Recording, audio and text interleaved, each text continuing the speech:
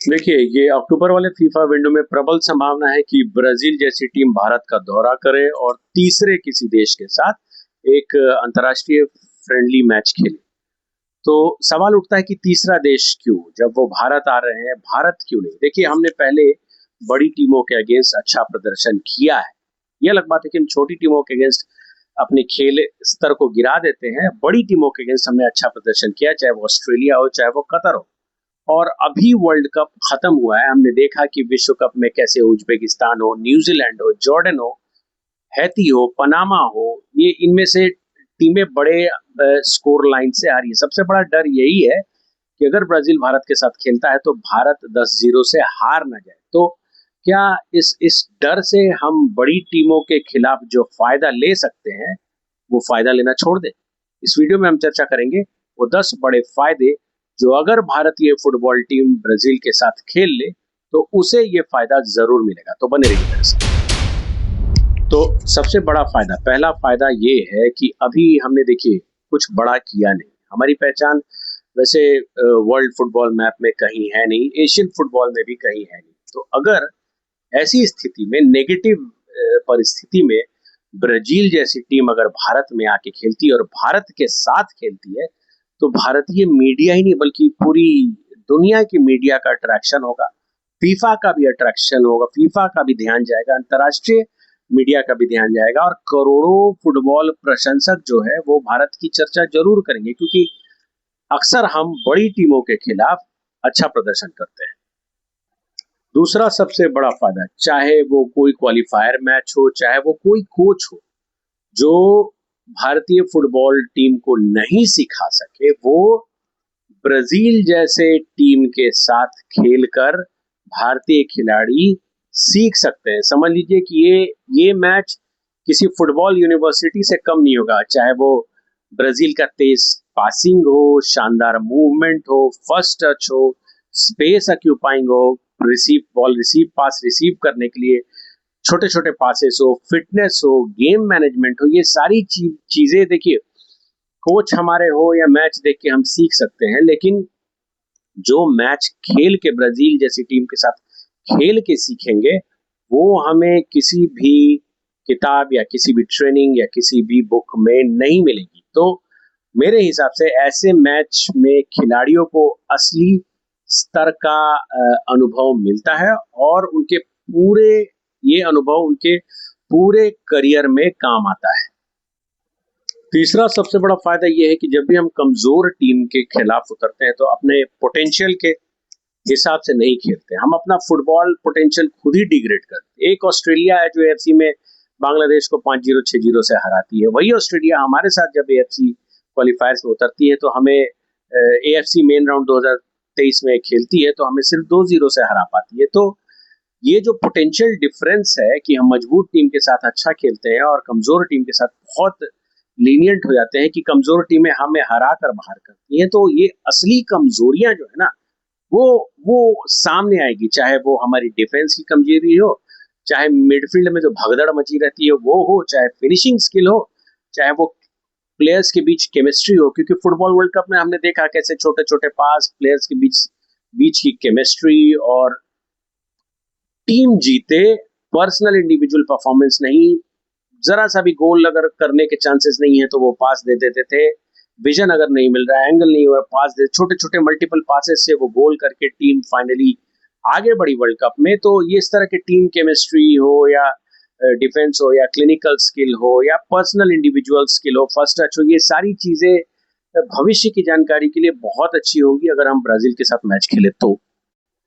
चौथा बड़ा जो फायदा मेरे हिसाब से या सबके हिसाब से, आप इससे सहमत होंगे कि खिलाड़ियों का आत्मविश्वास कई गुना बढ़ जाएगा। ऑस्ट्रेलिया के साथ 2023 में खेल के खिलाड़ियों का आत्मविश्वास बढ़ा और ऐसा ही अगर हम ब्राजील के साथ खेले तो भारतीय खिलाड़ी दुनिया के सबसे बेहतरीन खिलाड़ियों के खिलाफ खेलकर जो उनके अंदर का जो डर है ना कि हम हार जाएंगे।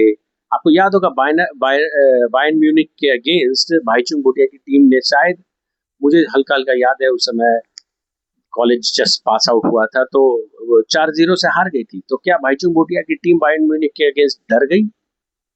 इतना बड़ा मौका उन्होंने भुनाया, वैसा ही भारतीय टीम को करने चाहिए, क्योंकि अगर इनके साथ खेल लिया तो चाहे फिर वर्ल्ड कप क्वालिफायर हो, चाहे एशियन कप क्वालिफायर हो, इस मैच में जो हम कंफर्ट फील नहीं करते हैं और कठिन लगता है ये मैच हमें, बड़े खिलाड़ियों के साथ खेलने के बाद ये होगा कि ये जो अनुभव मिलेगा हमें ब्राजील के साथ, वो हमें मानसिक रूप से मजबूत बनाएगा और हम आने वाले क्वालिफायर्स में अच्छा परफॉर्मेंस करेंगे। ये जो अंडर 15 या नई उम्र के जो बच्चे हैं जो खेल रहे हैं अभी, जो बाहर जाके मिनर्वा एकेडमी के बारे में आपने सुना, इनको इनको सबसे बड़ा इंस्पिरेशन, प्रेरणा इनको ही मिलेगा इस मैच से, क्योंकि वो देखेंगे कि भारत ब्राजील जैसी टीम के खिलाफ खेल रहा है और उनमें भी फुटबॉल खेलने का, जबरदस्त फुटबॉल, वो तो ऑलरेडी सपना पाल रहे हैं, लेकिन उनमें भी फुटबॉल खेलने का, जबरदस्त अच्छा खेलने का सपना होगा। और बड़े अंतर्राष्ट्रीय मैच में हजारों नए खिलाड़ियों को हम देखते हैं, और अगर हम अपने घर में देखें तो ये हमारे युवा खिलाड़ियों के लिए जबरदस्त प्रेरणा का स्रोत बनेगा। देखिए, ये सिर्फ खिलाड़ियों के लिए नहीं, कोच को भी फायदा देने जा रहा है, क्योंकि हमारे कोच जिस मानसिकता से कोचिंग देते हैं, जो वो उनकी स्ट्रैटेजी होती है, जैसे लॉटरी लगने वाली स्ट्रैटेजी, लॉन्ग बॉल खेल लो, क्लिक कर गया तो गोल मिल गया, सेट पासेस पे अगर मार दिया हमने तो गोल मिल गया तो जीत जाएंगे। तो ये जो लॉटरी अप्रोच है ना फुटबॉल खेलने का, ये फुटबॉल अब इस अप्रोच से वर्ल्ड कप में हमने देखा कोई भी राष्ट्र इस अप्रोच से फुटबॉल नहीं खेला। आने वाला फीफा आसियान कप जो है, जिसमें भारत को इनविटेशन मिला, उसमें भी हम देखेंगे कि इस अप्रोच से, लॉन्ग बॉल स्ट्रेटेजी से कोई भी राष्ट्र फुटबॉल नहीं खेल रहा है। ये स्ट्रेटेजी काम करती थी 2010, 11, 12 में, लेकिन आज जो है वो पासेस, केमिस्ट्री, पोजिशनिंग अवेयरनेस और टिकी टाका फुटबॉल, शॉर्ट पासेस, प्लेयर्स के इंडिविजुअल फर्स्ट टच कैलिबर और कब शॉट लेना है, कब पास देना है, डिसीजन मेकिंग पे काम कर रही है। और इससे भारत, अगर ब्राजील खेलती है तो कोच को भी पता चलेगा कि उनमें क्या कमी है, उनके अप्रोच में क्या कमी है, और ये भी पता चलेगा खिलाड़ियों के दृष्टिकोण से कि ब्राजील से खेलना, देखिए, एक बहुत बड़ा दबाव है और दबाव में कौन सा खिलाड़ी अच्छा खेल रहा है। तो हमें भी स्किल वाइज अच्छे प्लेयर्स की हमारे कोच स्काउटिंग कर सकते हैं। हम देखेंगे कि कौन सा खिलाड़ी दबाव में टूट रहा है। देखिए, ये फ्रेंडली मैच नहीं होने जा रहा है। अगर भारत इस मैच को सीरियसली लेता है और डर की भावना से ना इस मैच को इग्नोर करे, बल्कि खेले, और कोच को भी अपनी रणनीति की, ये मैच कोच के लिए भी और उनकी स्ट्रेटजीज के लिए भी अग्नि परीक्षा जैसी होगी, और इससे सही भविष्य में सही टीम और सही कोच चुनने का भी मौका मिलेगा।